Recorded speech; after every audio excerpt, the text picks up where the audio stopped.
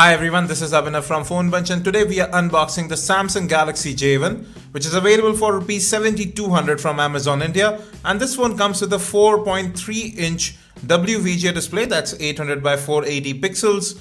You have a 1.2 GHz dual-core processor powering the smartphone with just 512 MB of RAM and 4 GB ROM. Now you can expand this with a microSD card. It is a dual SIM smartphone and you get an 1850 mAh battery, 5 megapixel rear autofocus camera and a 2 megapixel front facing camera is also there. Now let's cut open the seals and we'll see how the Samsung J1 looks like. Now there's a new rounded design that Samsung is talking about. Let's see how that feels to use actually. The packaging is quite similar to what we have seen with the Samsung Z1, which was launched a while back with Tizen OS running on it. Now folks, this is a Samsung Galaxy J1 in black color. You can also get it in blue or white. Again from Amazon India. Now you can see right there you have your user manual available as well.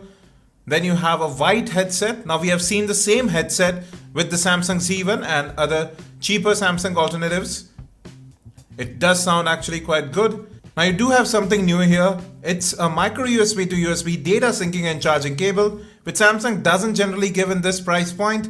Moreover, you get a wired wall charger, not a USB one, a simple wired wall charger just like the Samsung Z1. And finally, you have the 1850 mAh battery inside. I'll just take that out for you. So that's everything, rounding up what you get inside the box. Well folks, this is a Samsung Galaxy J1. You can see something about the design. It's slim and rounded, easy to grip. You have palm selfies, so you can just tap with your palm on the display and a selfie would be taken. We'll check those out. On the left you have the volume rocker, which is very sturdy. You can also see the rounded side. You do have that chrome sort of finish at the top and it's a bit raised, so your display would be preserved. At the top you have the 3.5 audio jack and you can also see the other designed language. That's a shift from general Samsung. And on the right you have the power lock and unlock button. Again, offers good feedback. Now if we come to the bottom, you have your primary microphone and the micro USB data syncing and charging port, and the new design continuing at the bottom as well. Now the quality of this plastic doesn't seem that great to me. You have the speakerphone, 5 megapixel autofocus camera and LED flash at the back and the Samsung branding. The back has not exactly a matte finish, but it's not that slippery either. It does feel good to hold in the hand. It's a very small smartphone given that it has a 4.3-inch display only. Now opening the back cover, you'll again see it's flimsy. It has quite a lot of flex, but not when it's on the phone. Now you have your 2 SIM card slots and a micro SD card slot right up top. Now let me just put in the battery and we'll power on the phone for the very first time. Now this phone comes powered with a 1.2 GHz dual-core Spreadtrum chipset with Mali 400 MP GPU, 512 MB RAM, and that's a really disappointing given that this phone costs about 7,200 rupees. Now we are powering on this phone for the very first time. It runs on Android 4.4.4 KitKat with Touchwiz on top. So I'll just peel this off. You can see Samsung Galaxy J1 and it's powered by Android booting up. In the front you have a 2 megapixel camera, you have some sensors. Just below the display you have your home button, recent apps key and the back button. Now you have a 4.3-inch WVGA display with 217 ppi pixel density. I'll come back after setting up the device. And folks, now we have booted up to Touchwiz. It's a very familiar interface if you have used any Samsung smartphone of late. Now the buttons don't light up. Overall, this feels very familiar to use and in fact it's quite fast as well. But the phone has just booted up. There are no apps running at the moment.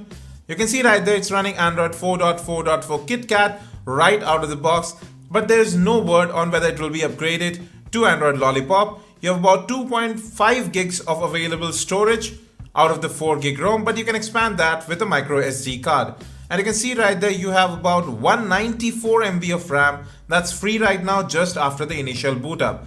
Now 512 MB of RAM at this price point is really low considering you can get Lenovo A6000 which has 1 GB of RAM and far better specs. Auto brightness is also not available, but you do have an outdoor mode so you can enhance the brightness of the display. An ultra low power saving mode is also available which makes battery life much better. Now this is the Touchwiz Launcher. Long tapping on any of the home screens, you can go ahead change wallpapers, you can add more home screens or you can even add more widgets. Now the display here doesn't actually look that bad.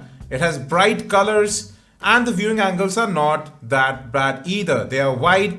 This is not a IPS or PLS panel, it's simple TFT display. But still, I do like this display. But again, if you talk of the price point, you can easily get a phone with an HD display within this space. But the touch response is smooth here. And I haven't noticed any lag in performance till now. You have the recent apps key on the left. You can kill tasks as well directly. Not many apps have come pre-installed, very basic apps.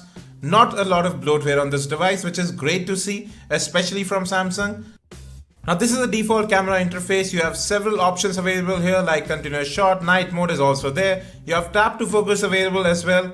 Moreover, you can take 5 megapixel still images with the rear camera. You have several filters available too. You have a timer. So there are several options that are available right out of the box. There's a lot of customization here. You can change focus modes, exposure levels, ISO, white balance, metering modes, location settings, and moreover you can record in 720p at 30 fps. Now moving on, I have just taken some images. I'll just show them to you.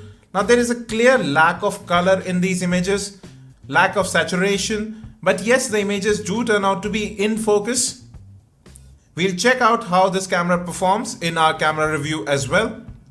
Now I've preloaded phonemunch.com. It's our mobile website that has opened up. Scrolling seems to be smooth, at least on our mobile front. And now we have opened our desktop website. Let's see how it performs here. I can see right here, the text and images reflow very slowly here. And you can see lag and stutter in scrolling as well. Moreover, pinch to zoom is not that smooth either. You can clearly see a lot of lag in web browsing, and we have just booted up this device. Now general performance wise, I haven't noticed any lag, but there are no background apps running at the moment. 512 MB RAM is definitely not enough for a modern smartphone with several apps running in the background. We'll check how multitasking performs here. Now I can see how quickly this phone kills tasks. Even with just 3 tasks open, the primary task gets killed. So a very aggressive garbage collection policy on work here, and you do require that given that this phone comes with just 512 MB RAM. Now to wrap things up, this phone has a decent display with wide viewing angles. The build quality is not the best. The buttons do wobble and are a bit loose.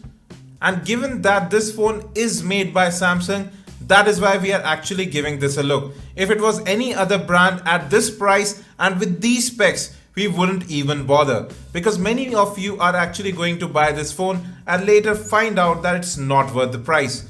With the Lenovo's, Motorola's and Xiaomi's of the world pushing the boundary of what you call a budget smartphone, Samsung is still stuck in 2010 with the Samsung J1. We'll be back with more on the Samsung Galaxy J1. It's clearly overpriced at Rs 7200, but we'll still give it a look. You can watch our full review of the Samsung Z1 running on Tizen OS, unboxing and quick review of the Lenovo A6000. Don't forget to subscribe, like and share. Stay tuned to phonemunch.com and have a great day.